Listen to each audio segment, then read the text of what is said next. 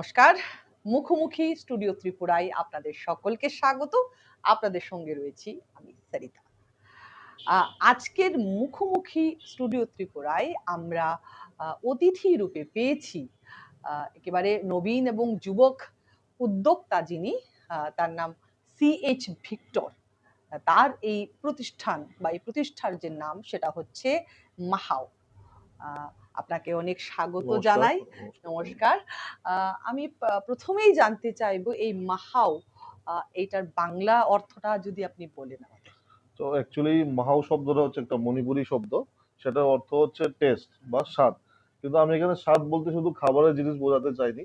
আমি স্বাদ বলতে এখানে মণিপুরীদের যে অথেন্টিক মানে খাবার থেকে নিয়ে আপনার যেগুলি ক্লোদিং সেন্স বলুন, ক্লোদিং টেস্ট বলতে পারেন আপনি, বা যেগুলি ডেইলি মানে নেসেসিটিস যেগুলি আছে সেগুলিকে নিয়েই আমি এটার কনসেপ্টটা করা হয়েছে। তো আমার মাহাও বলতে এখানে শুধু মানে খাবারের স্বাদটা না, মানে এটার সঙ্গে একটা ঐতিহ্যের ব্যাপার জড়িয়ে আছে। আচ্ছা, আপনি একজন যুব উদ্যোক্তা, আপনি এই যে প্রতিষ্ঠা আপনি করেছেন আপনার জন্য, আপনার স্বপ্নের জন্য, এইটা আপনাকে কতটা স্যাটিসফ্যাকশন দেয়, আপনাকে কতটা আত্মতৃপ্তি দেয়? সেটা বলতে গেলে হ্যাঁ, আত্মতৃপ্তি তো হয়। মানে নিজে মানে আমার এমপ্লয়মেন্ট তো হচ্ছে, প্লাস আমার সাথে জড়িত আছে আরো মানে 7-8 জন জড়িত তুমি আছে। আরো মানে আপনি আরো এমপ্লয়ি জেনারেট করছেন জেনারেট তাহলে। করতে পারছি। তো আমাদের সোসাইটিতেও একটা এমপ্লয়মেন্ট জেনারেশন করতে পারছি। আমার সাথে সাথে আরো 7-8 জন ইনকাম পাচ্ছে।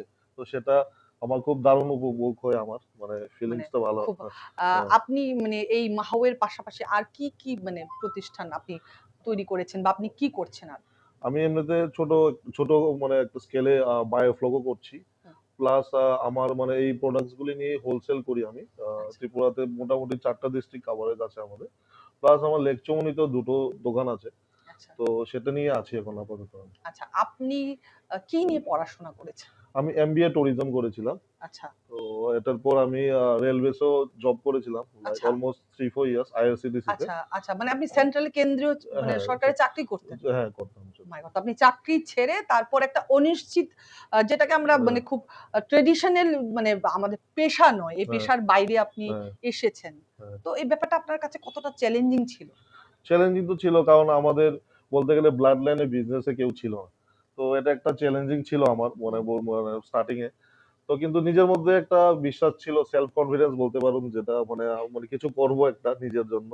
তো সে নিয়ে মানে মানে বলতে গেলে মাঠে মানে নেমেছিলাম মানে বিজনেস করার। প্রথমে অনেকগুলো অবস্টাকেলস হয়েছিল আমার, যেহেতু আমার মানে বলতে গেলে মানে বিজনেস মানে আইডিয়াস গুলি নেই। তো মানে আস্তে আস্তে সেটা সময়ের সাথে শিখতে পেলাম। তো এখনো শিখছি বলতে গেলে। আচ্ছা, আপনি যে সরকারি চাকরি ছাড়লেন, যেখানে আমরা দেখতে পাই বেশিরভাগ মানে যুবক যুবতী যারা আছে তারা কিন্তু চাকরির পেছনে দৌড় দিচ্ছে, আমরা দেখতে পাচ্ছি। তো আপনি যখন সরকারি চাকরি ছেড়ে দিলেন, নিশ্চয়তার জীবন বাদ দিয়ে অনিশ্চিত পথে গেলেন, তখন আপনার ফ্যামিলি আপনাকে কতটা সাপোর্ট করেছিল? ফ্যামিলি প্রথমে কি মেনে নিয়েছিলেন তারা? বলতে গেলে প্রথমে মানে আমার বাবা যিনি উনি মানে এখন তো নেই। তো বাবা খুব সাপোর্ট করেছে, প্লাস কিন্তু মা কিন্তু সাপোর্ট করেনি প্রথমে। তো মানে আস্তে আস্তে সময়ের সাথে মাও বুঝতে পেরেছে যে I am doing good in business. মানে স্ট্রাগল তো হয়েছে প্রথমে, ফ্যামিলি মানে সাপোর্ট করে না, আমার ছোট মামা সাপোর্ট করেছে খুব আমাকে, ফ্রেন্ড সার্কেলও খুব সাপোর্ট করেছে। কিন্তু মানে বলতে গেলে কি আমাদের মেনলি আমাদের সোসাইটি স্পেশালি মণিপুরিস, মানে আমরা এখানে ত্রিপুরাতে খুব পপুলেশনটাও কম, প্লাস মানে আমরা এখানে মানে বিজনেসটা সেরকম। সেটা আমি বলতে চাইছিলাম যে মণিপুরি যে কমিউনিটি আপনি বিলং করেন, এখানে ছেলেমেয়েরা কিন্তু বেশিরভাগই চাকরির দিকে যান তারা। তো আপনি কিন্তু আলাদা একটা পথ বেছে নিয়েছেন।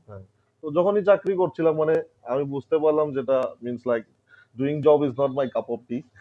মানে আমাকে কিক দিচ্ছিল না সেই সময়টাতে বলতে গেলে। সালমান খানের যেটা এটা আছে মানে কিক নেই মিল রাতা, তো সেরকমই আমার মানে যখন জব করছিলাম আমাকে চলছিল লাইফ, কিন্তু মানে সেরকম কিক পাচ্ছিলাম না, সেলফ স্যাটিসফ্যাকশন ছিল না। মানে আমার মনে হচ্ছিল মিন্স লাইক আই ডিজার্ভ মোর, মানে আমি আরো নিজের জন্য আরো অনেক কিছু করতে পারি, মানে সেই কনফিডেন্সটাও ছিল। তো সেজন্য আমার মানে বিজনেস লাইনে আসা বলতে গেলে সেটা একটা reason, one of the reason. এই যে এন্টারপ্রেনারশিপ কথাটা আমরা শুনতে কিন্তু বেশ ভালো লাগে, কুল লাগে, কিন্তু ইন রিয়েল, ইন প্র্যাকটিক্যাল এইটাকে যখন আমরা বাস্তবায়িত করি, নিশ্চিতভাবে সেটা কুল নয়, সেটা অনেক কঠিন, অনেক চ্যালেঞ্জিং। এই চ্যালেঞ্জের গল্পটা যদি একটু বলেন। সবচেয়ে প্রথম তো আপনি যখনই মানে বিজনেসে নামবেন বা বিজনেস শুরু করবেন, তখন আপনার পার্সোনাল লাইফ বলতে কিছু নেই। তখন স্ট্রাগল করতে হবে অনেক, সময় দিতে হবে অনেক। আচ্ছা, তো লাইক মিনস ডেডিকেটেড থাকতে হবে। মানে আমি বিজনেস শুরু করলে আমি এদিক ওদিক ঘুরে বেড়ালাম, তাহলে সেটা বিজনেস কোনদিন সাকসেস হবে না। যে ওনার উনাকে সময় দিতে হবে ওনার বিজনেসটাকে। বুঝতে হবে মার্কেটের SWOT অ্যানালাইসিস করতে হবে। SWOT hmm, analysis means strength, weakness, hmm, opportunities and threats. Hmm, like hmm, আমি এই বিজনেসটা করলে এখানে চলবে কিনা, কাস্টমার বেস কি চায়, হুম, তো সেগুলি জানতে হবে আমার বিজনেস করতে হলে। তো সেটা সময়ের সাথে শিখতে হবে। ডেডিকেটেডলি টাইম দিতে হবে বিজনেসকে। হুম, তো এন্টারপ্রেনারশিপ মোটেই কুল না। মিনস লাইক হার্ড ওয়ার্ক তো আছেই, হুম। প্লাস স্মার্ট ওয়ার্কও থাকতে হবে। তো সেটাই এন্টারপ্রেনারের লাইফ। মানুষের সঙ্গে কমিউনিকেশন কমিউনিকেশন করতে হবে, অনেক। কাস্টমার নিডস মানে কি জানতে হবে, হুম, মানে কি, মানে আমি মানে ফট করে মানে কিছু একটা জিনিস মানে আনলাম মানে সেল করার জন্য, তো সেটা চলবে কিনা সেটা হ্যাঁ, জানতে, আগে থেকে তার মানে SWOT অ্যানালাইসিস যেটা বলি হ্যাঁ, আমরা। হ্যাঁ। মানে সবাইকে বলে থাকি SWOT হ্যাঁ, অ্যানালাইসিস। আপনি আপনার এই যে মাহাও, হ্যাঁ, এই মাহাওয়ে আপনি বেসিক্যালি আমরা দেখতে পাচ্ছি হ্যাঁ, আপনি মণিপুরি বিভিন্ন হ্যাঁ, প্রোডাক্ট, হ্যাঁ, বিভিন্ন ধরনের হ্যাঁ, খাবার থেকে শুরু হ্যাঁ, করে কাপড় থেকে হুম, বিভিন্ন ধরনের জিনিস আপনি এখানে রেখেছেন। হুম, তো এর জন্য আপনি হুম। কাস্টমার হিসেবে কাকে সবচেয়ে বেশি পাচ্ছেন? তো অবাক করার বিষয়, কিন্তু হ্যাঁ, মানে লাইক আমি মণিপুরি প্রোডাক্টস নিয়ে বিজনেস করছি। হ্যাঁ। কিন্তু বলতে গেলে আমার কাস্টমার বেস মানে মেজরিটি কাস্টমার হচ্ছে আমার ত্রিপুরা এখানে বলতে গেলে। আচ্ছা, নিউ জেনারেশন যেটা জেন এক্স ও বলতে পারি। তো আচ্ছা, মানে ওরাই আমাকে, আমি ১ম এ অনেকগুলি প্রোডাক্টস আনতামও না ওটা। তো আচ্ছা, আমি জানিও না সে ব্যাপারে। তো আচ্ছা। আমাকে আমার যে নিউ জেনারেশন কাস্টমার যারা হ্যাঁ, আছে হ্যাঁ। জেন এক্স, ওরা আমাকে বলল, "দাদা এটা নিয়ে আসো, এটা নিয়ে", সেই করতে, করতে আজকে আমার কাছে প্লাস 100 প্লাস প্রোডাক্টস আছে আমার কাছে এখন। আচ্ছা, তো আচ্ছা।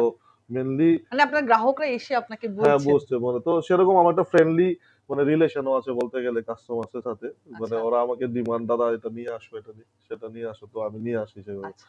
হ্যাঁ, তো আপনি যে কাস্টমাররা রয়েছে বা আপনার যে গ্রাহকরা রয়েছে হুম, তাদেরকে সন্তুষ্টি দেওয়ার জন্য, হুম, তাদেরকে পিওর বা অথেন্টিক জিনিস দেওয়ার হুম, জন্য হুম। আপনি কতটা মানে ডেডিকেটেড? সেটা তো আমি এবং আপনি অথেন্টিক, কোথায় থেকে এগুলি এনে তাদেরকে দেন আমি একটু যদি অ্যাকচুয়ালি বলেন? মণিপুর থেকে নিয়ে আসি সবগুলি। আমি নিজে, নিজে আগে মানে এখনো যাই, নিজে মাঝে মধ্যে যাই। তো মানে আমার সেটা মানে নিজে আগে মার্কেট সার্ভে করি ওখানেও কি, কি আমি এখানে চলতে পারে বা টেস্ট অনুযায়ী। আচ্ছা, তো আমি সব মণিপুর থেকে কালেকশন করি প্রোডাক্টস গুলি সব। আচ্ছা। হ্যাঁ। আপনার এই প্রোডাক্ট গুলি কি মানে কোনো অনলাইন মার্কেট রয়েছে যেখানে আপনি বিক্রি আমি করে এখন এখনো পর্যন্ত অনলাইন এটা শুরু করেছেন কি? অনলাইন মোডটা শুরু করিনি আমি এখনো। আচ্ছা। But like future planning future আছে। প্ল্যানিং আছে আমার, হ্যাঁ। আচ্ছা। অ্যান্ড লাইক আমার সোশ্যাল মিডিয়া পেজেস আছে, ওটা মহাউ ইনস্টাগ্রামে আছে, হুম। প্লাস ফেসবুকে আছে। তো সেটার থ্রুতে আমার অনেক কাস্টমার আসছে, কিন্তু সেটা অফলাইন সেল হচ্ছে আমার এটা। আচ্ছা। হ্যাঁ, এখন নতুন প্রজন্মের ছেলে-মেয়ে হ্যাঁ, যারা নতুন কিছু করতে চায়, হ্যাঁ, অন্য কিছু আলাদা কিছু ভিন্ন কিছু করতে চায়, হ্যাঁ, হ্যাঁ? হ্যাঁ, ব্যবসা হোক বা যেকোনো কিছু হুম, হুম, মানে আলাদা কিছু করতে চায়। হুম। তাদেরকে মানে আপনি কি বলতে চাইবেন? তাদের জন্য আপনার কি বার্তা থাকবে?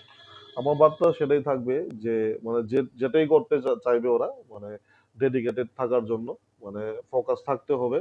হুম, বিজনেস মানে যদি শুরু করতে হয় তাহলে আগে প্রথম প্ল্যানিংস থাকতে হবে, প্লাস ওই প্ল্যানিংসটার উপরে ফোকাস থাকতে হবে।